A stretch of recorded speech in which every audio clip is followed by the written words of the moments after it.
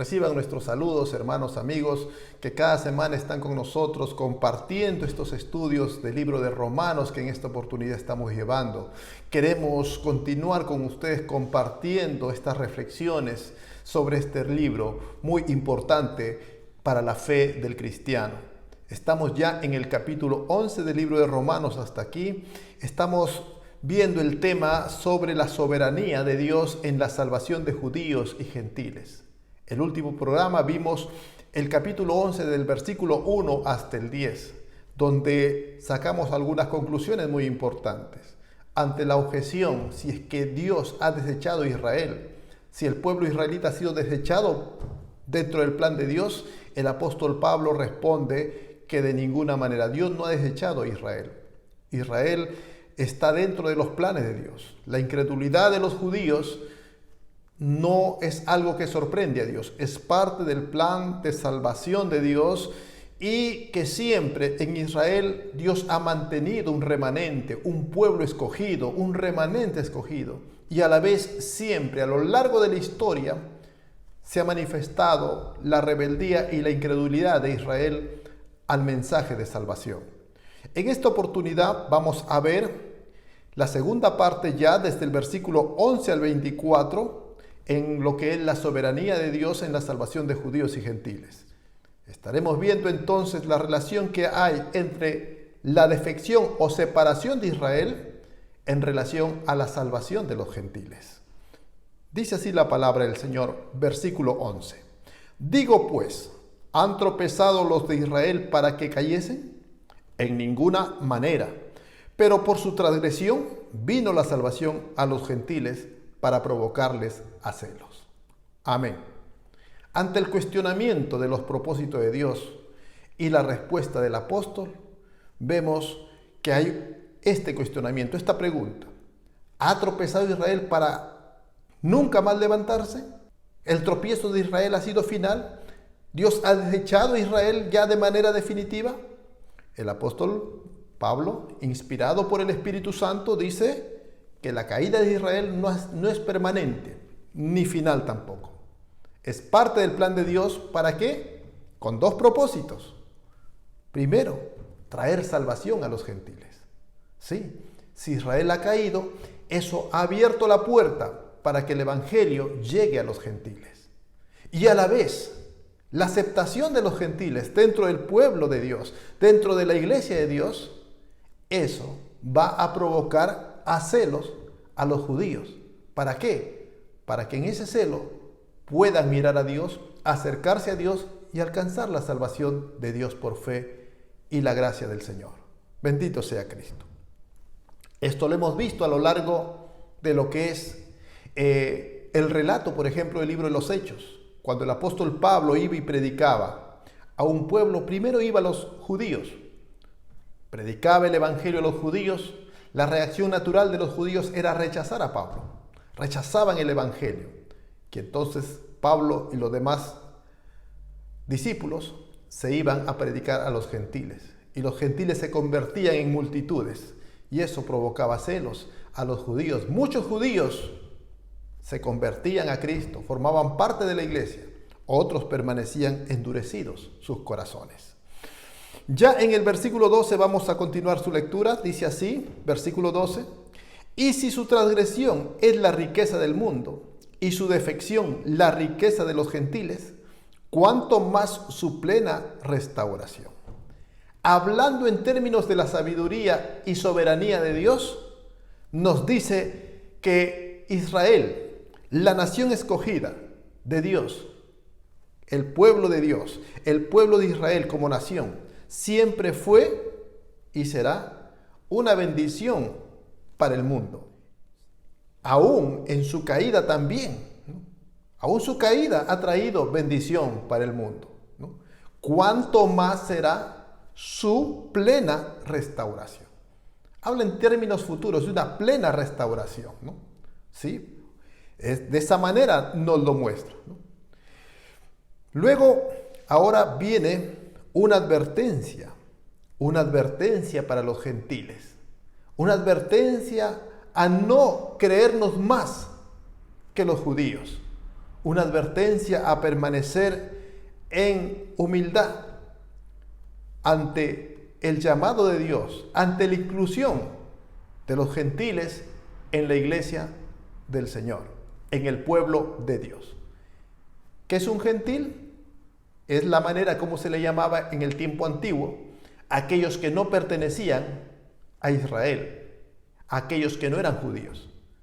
Los judíos llamaban al resto del mundo gentiles, ¿no?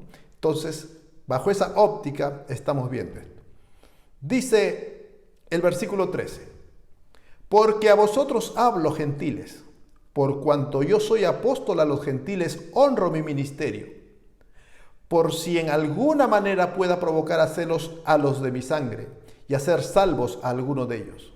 Porque si su exclusión es la reconciliación del mundo, ¿qué será su admisión sino vida de entre los muertos? Gloria al Señor. Entonces la exhortación viene esto. Tengan en cuenta, gentiles, ¿no? Tengan en cuenta aquellos que no son judíos y que ya forman parte del redil de Dios, del pueblo de Dios, de la iglesia. Tengan en cuenta esto, que Dios no ha desechado a su pueblo, no ha roto la relación con el Israel étnico. Aún más, ¿no? Dios va a provocarles a celos con ustedes para que muchos se puedan salvar, ¿no? Así es que repite nuevamente, si su exclusión ha sido la reconciliación del mundo, ¿qué será de su admisión al reino de los cielos? ¿Qué será de su admisión del resto de los judíos a lo que es formar parte de la iglesia del Señor? Será vida entre los muertos. Es decir, la salvación para el pueblo judío, para el pueblo israelita, no se ha cerrado de parte de Dios, está abierta. Como en el tiempo del apóstol Pablo, la salvación para Israel estaba abierta siempre.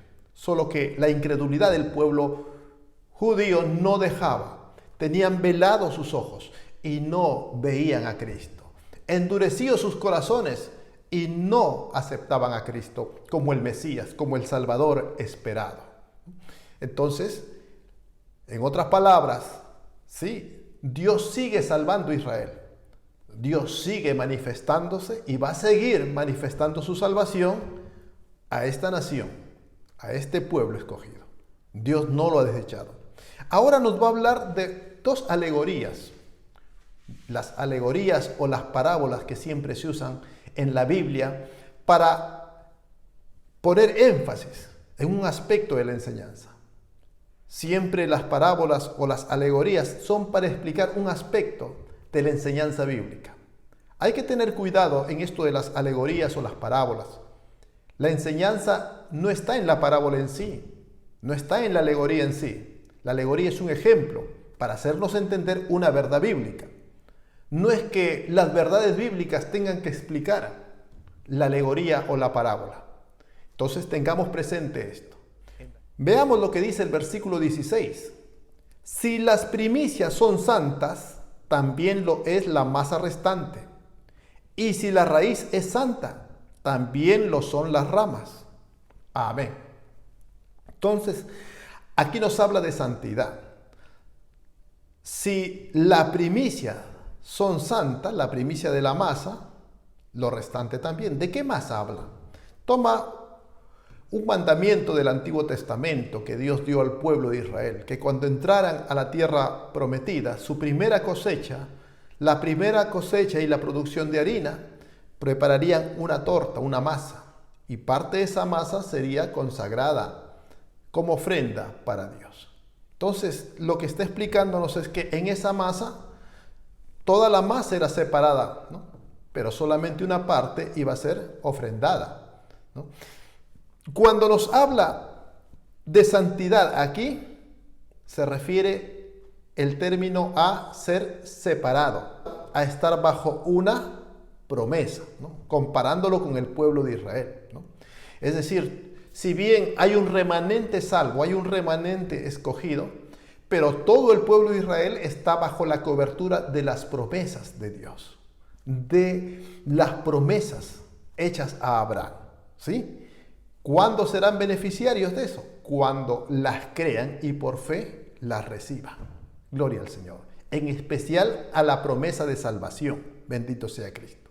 El otro ejemplo, la otra alegoría es sobre la raíz del olivo y las ramas. Dice, si la raíz es santa, también son las ramas. Bendito sea Cristo.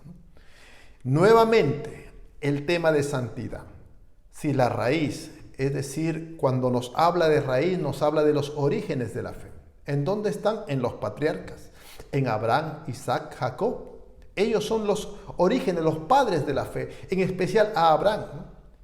Y las promesas que fueron dadas a los patriarcas, ¿no?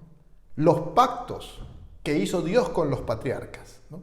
Entonces, nosotros, la iglesia, ¿no?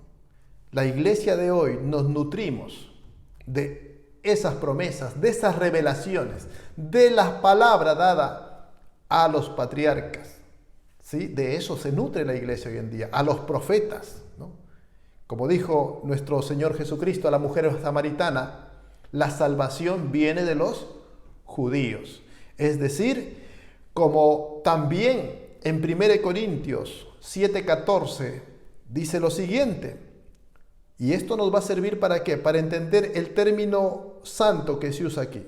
No es equivalente a salvo, ¿sí? Correcto, porque la palabra santificación significa separación. Santo, ser separado. Eso quiere decir la palabra santidad, ser separado, ¿no? Ser santo es ser separado. 1 Corintios 7:14 dice algo similar aquí. Porque el marido incrédulo es santificado en la mujer, y la mujer incrédula en el marido. Pues de otra manera vuestros hijos serían inmundos, mas ahora son santos. Habla en cuanto al tema del matrimonio. Toca el tema cuando en una familia, sea el esposo o la esposa, uno de ellos es creyente. Cuando uno de ellos es creyente, pues la familia entera está separada para Dios, coberturada para Dios, con promesas para Dios. Y el llamado está para esa familia. Ahora, que esa familia venga totalmente a Cristo, que los miembros de esa familia sean salvos y vengan a Cristo, dependerá de su respuesta en fe al llamado de Dios. Puede que en una familia, por causa de un creyente, todos están llamados, todos están bajo la cobertura de Dios y Dios va a estar tratando con ellos. Pero la salvación definitiva dependerá de la respuesta en fe. Igual el pueblo de Israel, por las promesas dadas a los patriarcas, a los padres, a los patriarcas, ellos están bajo una cobertura, bajo una promesa, pero no todos responden positivamente en fe a la promesa, al llamado que Dios tiene para los israelitas. Y menciona en el capítulo 3 que les ha sido confiada la palabra de Dios, y esto es una base. La palabra de Dios fue confiada a los judíos y de esto se alimenta la iglesia. Por eso dice, si la raíz es santa, el resto de las ramas también son santas, ¿no? Entonces, sí, al pueblo de Dios, a Israel se les confió la palabra de Dios, los mandamientos de Dios. Bendito sea Cristo, ¿no? Romanos 9, versículo 4 para adelante, ya lo hemos visto también en programas anteriores. Habla que los israelitas tienen muchos beneficios históricos, muchos privilegios históricos, como es el pacto, ¿no? La adopción, la gloria, ¿no? La ley, la promulgación de la ley fue dada a los israelitas. El culto, la adoración correcta fue dado a los israelitas. Las promesas, los patriarcas y de todos ellos, Cristo. El privilegio más grande que tuvo el pueblo de Israel de tener a Cristo, de ser el pueblo en el cual Cristo naciese. Cristo nació como judío, fue judío. Es un privilegio tremendo, pero los privilegios no salvan. No salvan, las promesas no salvan. Lo que salva es la fe en Cristo.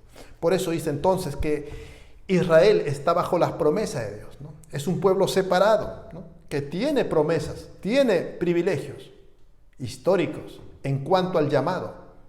Pero en cuanto a la salvación, están igual que los gentiles. Tienen que ser salvos por medio de la fe. Gloria al Señor. Eso es algo que ya desde el comienzo de este libro el apóstol Pablo lo viene afirmando. Gloria al Señor. Versículo 17, permítame leer, dice así: pues si alguna de las ramas fueron desgajadas y tú siendo olivo silvestre has sido injertado en lugar de ellas, y has sido hecho participante de la raíz y de la rica savia del olivo, no te jactes contra las ramas. Y si te jactas, sabe que no sustentas tú a la raíz, sino la raíz a ti. Bendito sea el Señor. Entonces aquí nos sigue hablando acerca de esta relación, ¿no? De esta relación de Israel como pueblo, como nación, el Israel étnico, ¿no? Y en relación a los gentiles, ¿no? Hace una exhortación acerca de no menospreciar a este pueblo, ¿no? A no pensar de que ha sido desechado por completo Israel, el Israel étnico o el Israel nación, ¿no? Sigue bajo la cobertura del llamado de Dios. El problema es la respuesta, ¿no? Como dice, y lo vamos a ver más adelante en Romanos 11:29, porque irrevocables son los dones y el llamamiento de Dios.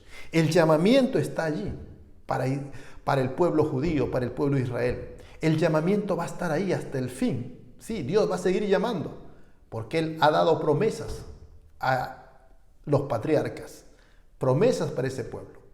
Se apoderan de ellos, de esas promesas, si es que creen, si es que vienen en fe a Dios.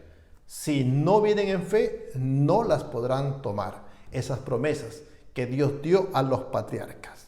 Gloria al Señor. Entonces, eso debemos entender, ¿no? No debemos jactarnos ni menospreciar al pueblo de Israel.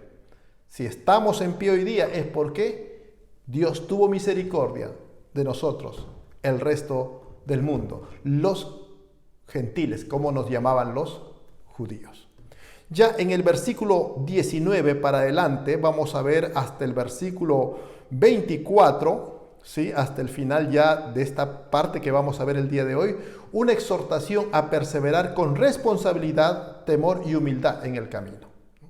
¿Sí? A los gentiles nos exhorta a perseverar con responsabilidad, con temor y con humildad en el camino del Señor.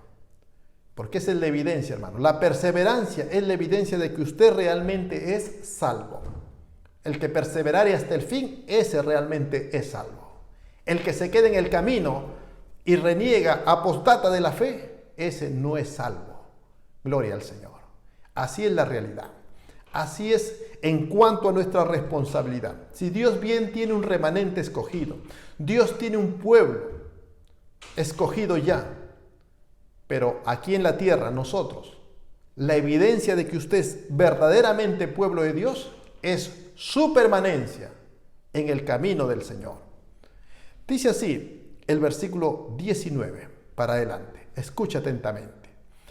Pues las ramas, dirás, fueron desgajadas para que yo fuese injertado. Bien, por su incredulidad fueron desgajadas, pero tú por la fe estás en pie. No te ensoberbezcas, sino teme. Porque si Dios no perdonó a las ramas naturales, a ti tampoco te perdonará. Mira pues la bondad y la severidad de Dios. La severidad siempre, ciertamente, para con los que cayeron, pero la bondad para contigo. Si permaneces en esa bondad, pues de otra manera tú también serás cortado. Y aún ellos, si no permanecieren en incredulidad, serán injertados, pues poderoso es Dios para volverlos a injertar. Pues si tú fuiste cortado del que por naturaleza es olivo silvestre, y contra naturaleza fuiste injertado en el buen olivo, ¿cuánto más estos, que son las ramas naturales, serán injertados en su propio olivo? Bendito sea el Señor. Entonces, esta es una alegoría en la cual quiere enseñarnos cosas muy importantes. Recordemos, el centro de la enseñanza no es la alegoría, es la enseñanza bíblica, la doctrina bíblica. Gloria al Señor. Dice que las ramas naturales, ¿no? Las ramas fueron desgajadas. Que el gentil no diga, las ramas fueron desgajados para que yo sea injertado. Que no haya esa soberbia, ¿no? No. Le dice, mira, si ellos fueron desgajados, si parte del pueblo de Israel no fue considerado, no está siendo salvo, es porque fueron incrédulos. Y si tú ahora estás en pie y formas parte de la iglesia, es por tu fe, por la fe es que estás en pie. No te ensoberbezcas, sino ten temor de Dios. ¿Sí? Los creyentes debemos ser temerosos de Dios. Pero porque si Dios no perdonó a las ramas naturales, tampoco te perdonará a ti. Es decir, Dios no perdonó su pecado a los incrédulos. Igual, si entre los gentiles alguien apostata de la fe, alguien después de estar en el camino, ¿no?, de formar parte de una iglesia, de pronto cambia sus pensamientos, se llena de orgullo, se ensoberbece y se aparta del Señor y niega a Cristo, ¿usted qué cree? ¿Que va a seguir siendo cristiano? No. Simplemente aquí la advertencia es esta: si tú te ensoberbeces y te apartas, ¿no?, igual, tú eres desechado. Tú no has formado parte del pueblo de Dios. ¿Por qué lo decimos de esta manera? Porque siempre hay esa pregunta: ¿y los que se apartan qué son? ¿No? ¿Son creyentes o no son creyentes? Bueno, para nosotros, dentro de nuestra responsabilidad humana, dentro de los términos humanos, nosotros creemos que todo aquel que se convierte, que manifiesta con su boca creer en Cristo, se bautiza y forma parte de una iglesia, para nosotros creemos que es un creyente, que es salvo. Así lo vemos. Pero realmente quien conoce los corazones es Dios. Al apóstol Juan le preguntaron, en Primera de Juan está esto, le dicen: ¿qué pasó con estos que se apartaron? La respuesta del apóstol Juan es: salieron de nosotros porque no eran de nosotros. Si hubiesen sido de nosotros, permanecerían con nosotros.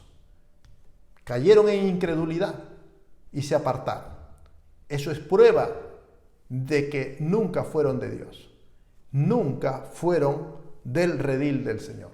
Salieron de nosotros porque no eran de nosotros. Esa es la explicación a todo esto, ¿no? Entonces, si alguien muestra incredulidad,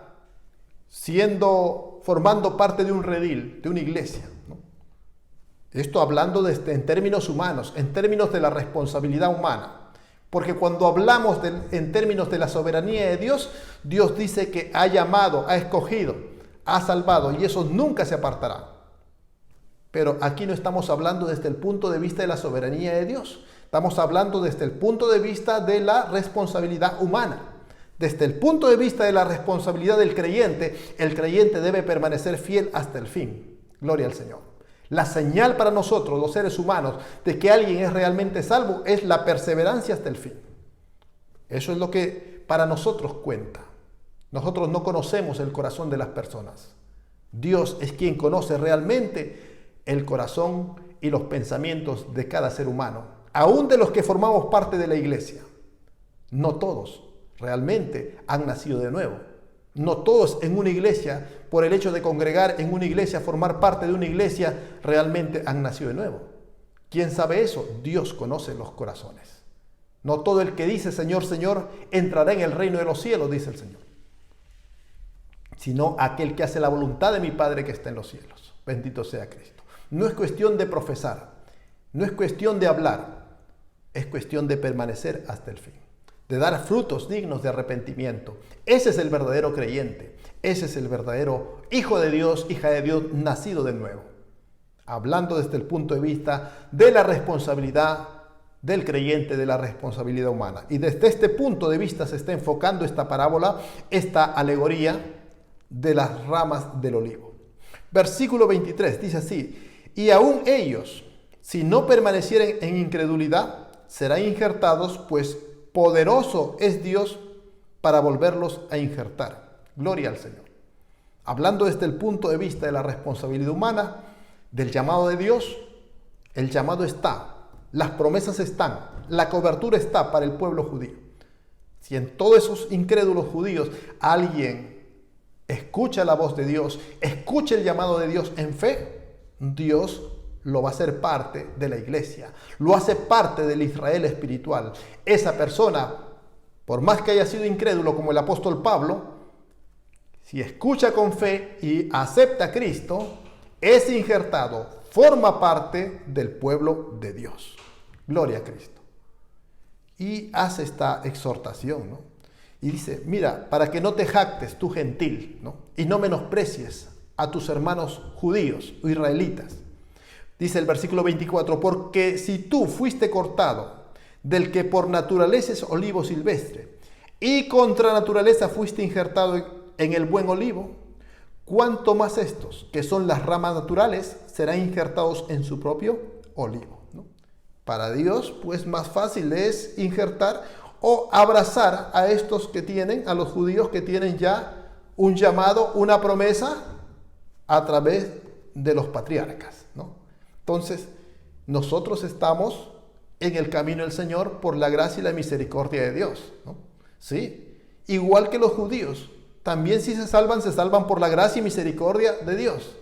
Lo que quiere esta alegoría es cortar, eliminar toda jactancia, todo orgullo, toda vanagloria que podamos tener los gentiles y para menospreciar al pueblo judío o a los creyentes judíos.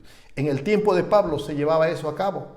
Lo exhorta, ¿por qué? Porque en la misma iglesia de Roma, como lo vamos a ver en el capítulo 14 más adelante, si usted lee el capítulo 14 va a encontrar que habían muchos problemas, muchas contiendas entre judíos, creyentes judíos y creyentes gentiles de Roma. Gloria al Señor. Entonces, para concluir esta enseñanza, podemos decir que Dios no ha desechado por completo ni definitivamente a Israel, su pueblo, al Israel étnico o al Israel como nación, sino que su defección, su separación es temporal. Los gentiles no debemos jactarnos ni menospreciar a los judíos. Debemos tener una actitud de temor, debemos tener una actitud de gratitud, de reverencia ante la bondad y misericordia que Dios ha tenido con nosotros de alcanzarnos en salvación. Gloria a Cristo.